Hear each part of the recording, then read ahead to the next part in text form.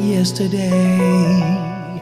I couldn't remember the rain in December, the leaves were brown. It's filled with joy, were our yesterdays. And forever we'll know that recall my desire, bury a memory.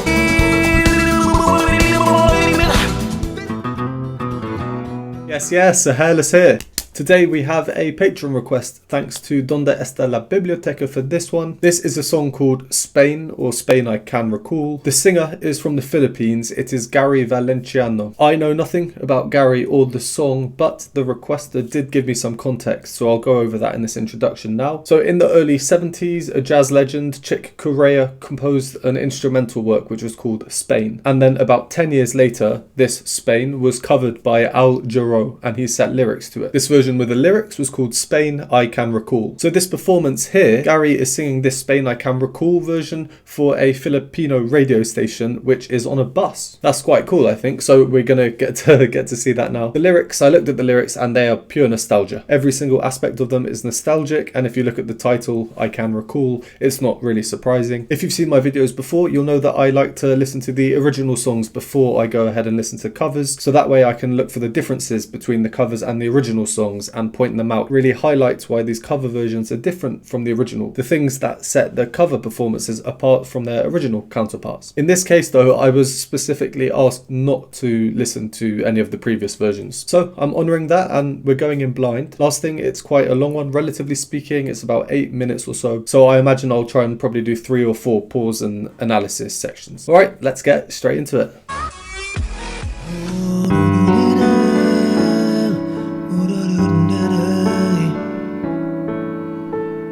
Wish 1075. Yesterday, just a photograph of yesterday, and all its edges folded in the colded, faded sepia brown, and yet it's all I have of our past love. A postscript to its ending.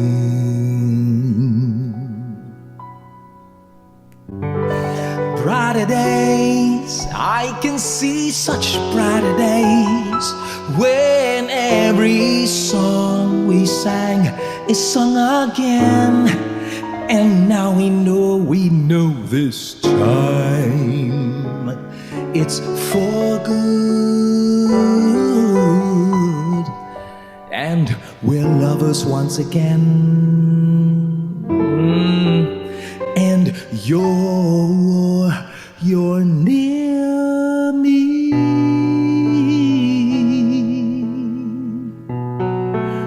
You're near. You're near me.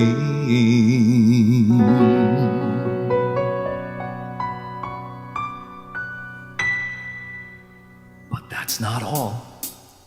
I couldn't remember the rain in December, the leaves were brown. Okay, I thought that might be a natural place to pause, but then it just started to go mad. That seemed like that's going to go mad, and I'm very excited to see what happens there. But that's not all. I couldn't remember the rain in December, the... Alright, we'll get to that in a bit. As usual, if you don't want to hear any analysis of what we've just heard, skip to the timestamp here. Alright, there was a lot to say about that introduction. Compared to what that bit is, I mean, now it seems quite slow, doesn't it? I was going to say it's quite calm song. So we open with the famous melody from Concierto de Aranjuez. Yesterday, just a photograph of yesterday.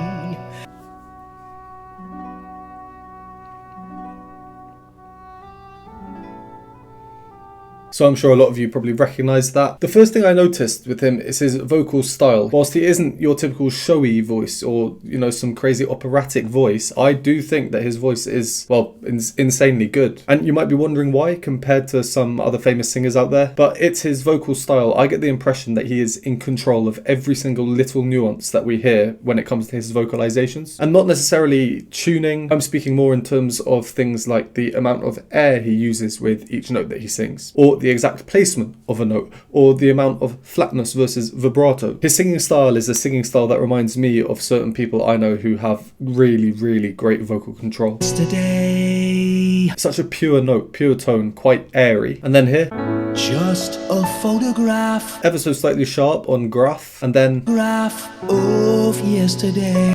on of, he starts slightly under this time and then kind of slides up through it before this very, very precisely in tune yesterday. Today.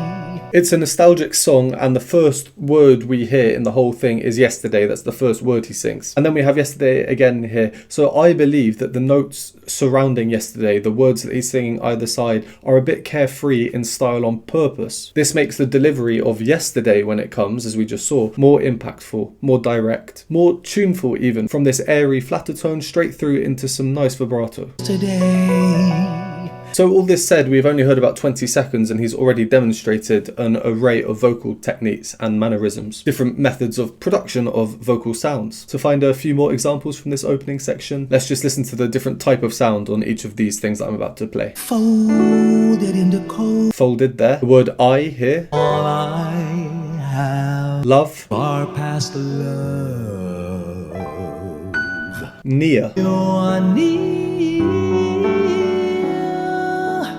So I may be wrong at this moment in time. This is the first time I've ever seen or heard Gary Valenciano, but my impression is that he is a great vocalist. And you know what, even though there is the occasional note here and there that doesn't seem to be like precisely in tune, I would not be surprised if he's doing that on purpose. Maybe not necessarily thinking, oh, I'm going to sing a bit sharp or a bit flat on this note. We're talking like quarter tones, but maybe more he's making a conscious decision to just be a bit more relaxed with certain parts. Let your body rest a bit, and then naturally, yeah, tuning might not be as perfect. I don't know what it is. It's difficult to explain, but I just get the impression that he's fully in control. He just has that type of voice. One other thing that I'm loving is how much he is clearly loving it. There was this moment where he went away and started giggling.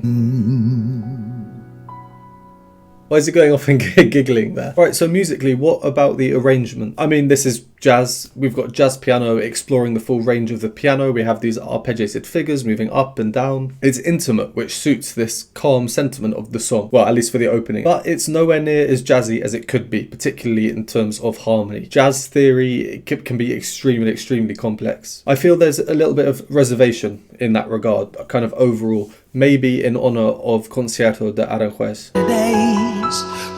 Because of this calmer feel, there's a lot of focus on his voice. I'm drawn to his style. It's quite playful. He's a storyteller. There's a lot of dynamism in his singing and a lot of variety too. For example, here. And we're lovers once again. And also, I like the kind of rawness in his sound. Maybe not rawness, maybe a better word is relatableness. He's not an opera singer, as I said before, so probably more people can relate. On that note, and literally on these actual notes as well, he's so in tune here. The word song. When every song that's so in tune, and then we have a quick drop down and then a return to that same note. we sang. And then that is basically a different note he's singing now. He's quite a bit above the actual pitch. It's not perfect, but it's real. It's relatable. I find it quite charming. It has character. All right, let's carry on. We had that change suddenly away from the calmer sentiment, so. But that's not all. I couldn't remember the rain in December, the leaves were brown, falling down. In Spain I did love and adore you. The nights filled with joy were our yesterdays, and the nights were our needs of yearning. I can recall my desire, bury a memory, it's on fire. And I get a picture of all our yesterdays. Yesterday I can say, I got the kick every time I see you gaze at me. I can remember the rain in December, the leaves were brown, falling down. Our love was a Spanish fiesta. The bright lights and sounds were our joy each day, and the nights were our needs of yearning. I can recall my desire, bury a memory, it's on fire. And I get a picture of all our yesterdays. Yesterday I can say, I get the kick every time I see you gaze at me. I see moments of history. Your eyes meet mine, and they dance to the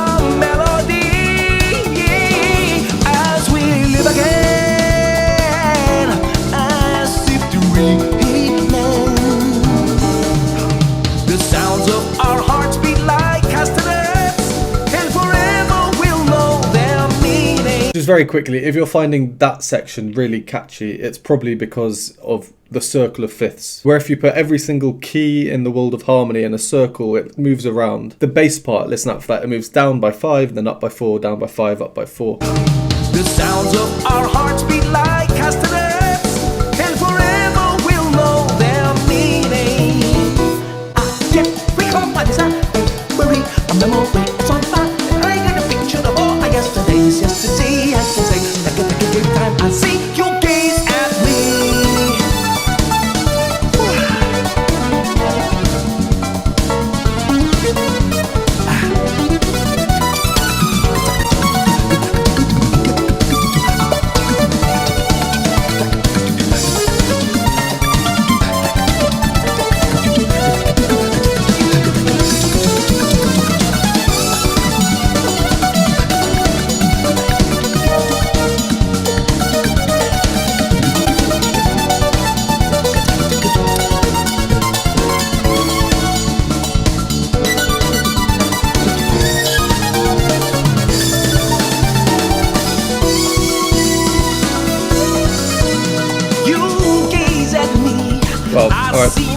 Well, okay. I'm just going to go ahead and say this is probably not the easiest performance, not the easiest thing to be singing. Yeah, it's very, very impressive. Very cool as well. I love the music. I love the music. I wonder how similar this is to Al Jarreau's version. All right, let's go over that little section.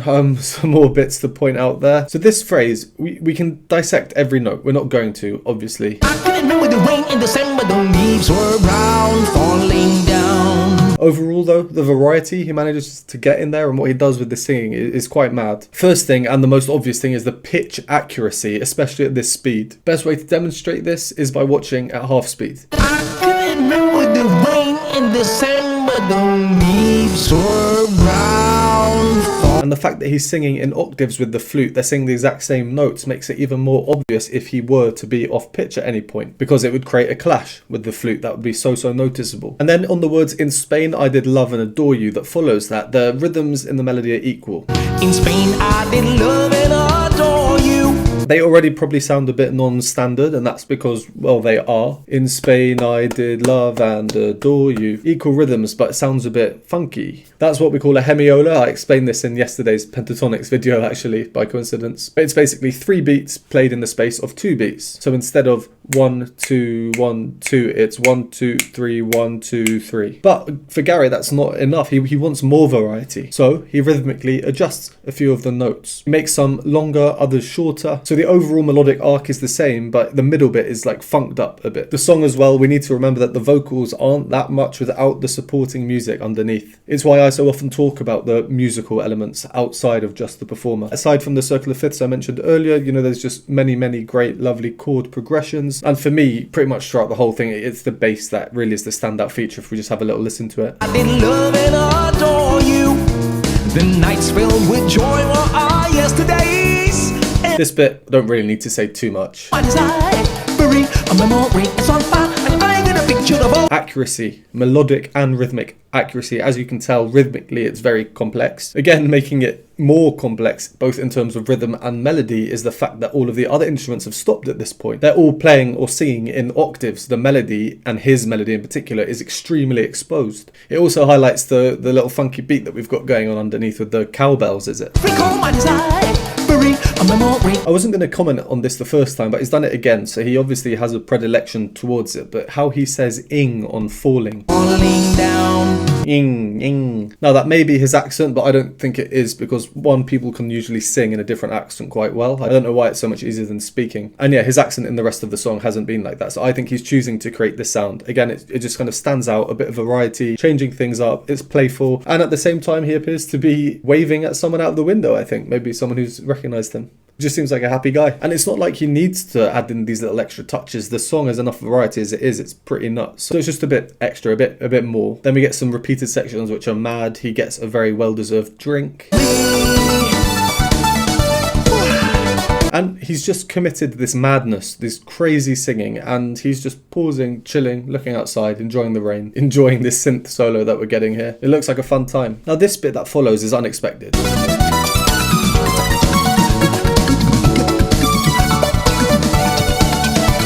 I don't know what you'd call that. Is that singing? Is that beatboxing? Is it scatting? I'd probably say that's close to scatting rather than the other two. Either way, it's cool, and again, it's all about the rhythms. It's just so rhythmically complex. But another reason I think it's cool is because he was the singer, you had him singing accompanied, but now he has become part of the accompaniment. He's joined the instruments that were accompanying him, and he's joining them in supporting now the synth solo. I think it's quite clever, and for anyone who might not be that familiar with jazz, it's fairly common practice for each player to get a solo. Alright, exciting, we're about halfway through, let's carry on. You gaze at me, I see moments of history.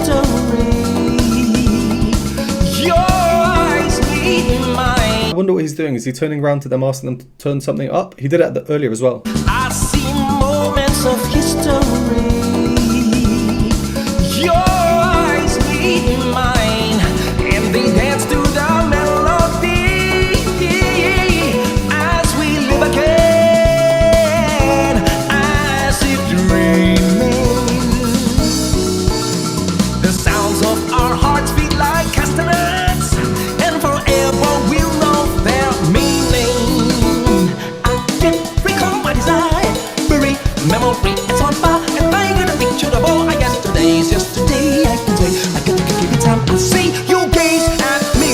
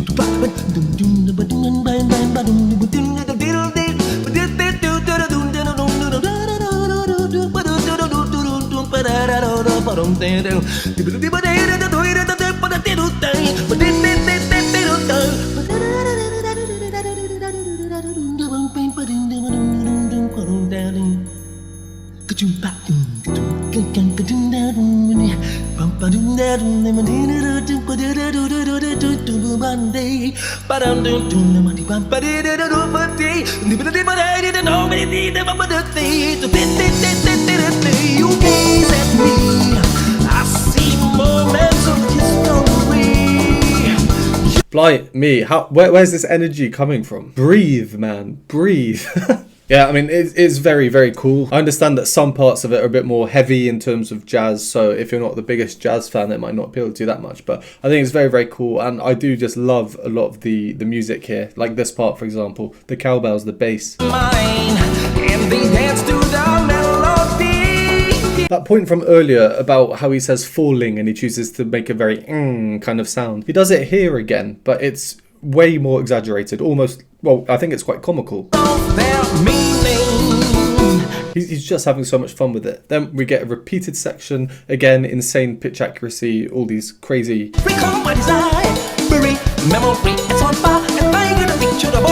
He doesn't miss a note. This bit I'm about to play made me laugh. Look, he's having fun, we're having fun watching him have fun.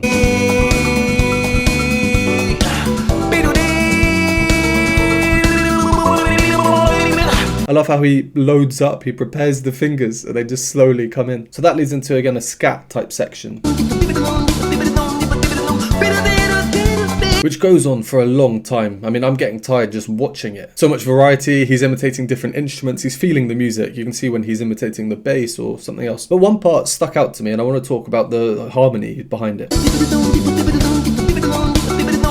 He's singing just the same note here. That's because harmonically the music is static. If we hear the bass part, it's just outlining the same arpeggio up and down, up and down. So instead of choosing other notes within this harmonically static moment, he's choosing to just completely exaggerate it to make it obvious that nothing is changing. Pick a note and stick with it. Good bit of production value here with all the camera changes. And that leads into a section which is a bit more free. There's a bit more leniency around the notes, the pitches. There's more sliding between them. It seems to have this more improvisatory feel. This is where, you know, if it's your kind of music, you just feel the music and just let it happen. I won't go over this whole section, but there was one part that stood out to me. Let me go and find it. Alright, it's here. Why it stands out to me. The piano is sliding down chromatically. And the notes that he chooses to sing are these.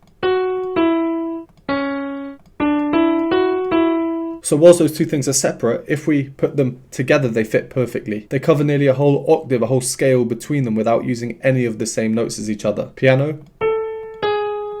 Gary. Which looks like this.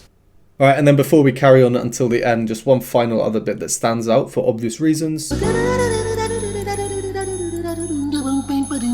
But one reason that might not be so obvious is the fact, again, rhythmically, what he's choosing to do here. He's choosing to sing equal rhythms. 1, 2, 3, 4, 1, 2, 3, 4. So it's 4 separate notes for each pitch before he changes pitch. The dings, however, that are accompanying him at this point are not equal rhythms. So it's this really exaggerated rhythmic conflict between the two, which I think makes it a bit more of a drastic, standout, changed moment. Alright, I don't know how many calories he's burning doing this, but the energy required, wow. Let's go from here till the end. You gaze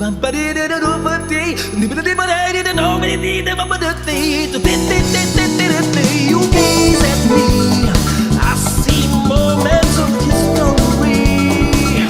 Your eyes meet mine, and they dance to the melody as we live again, as if dreaming.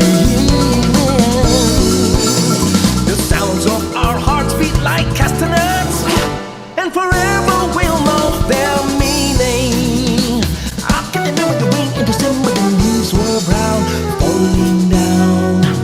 Our love was a Spanish fiesta.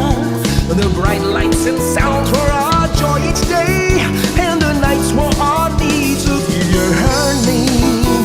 I can become my side, buried on the mountain as one fire, and I get a picture of all my yesterdays. Just today I got the picture every time I see that Spain.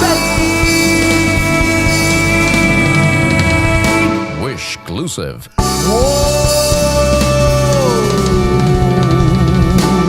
On Wish 1075.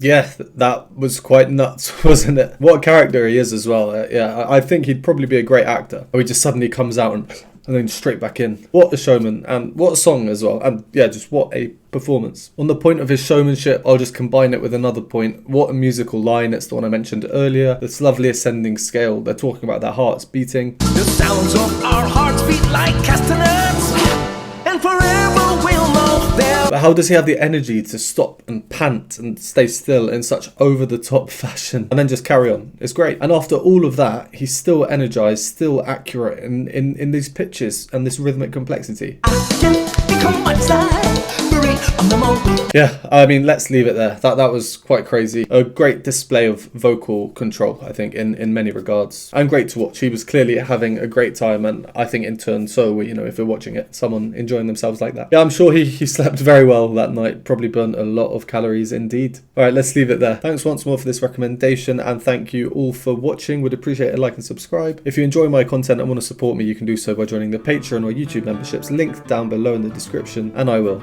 see you next time.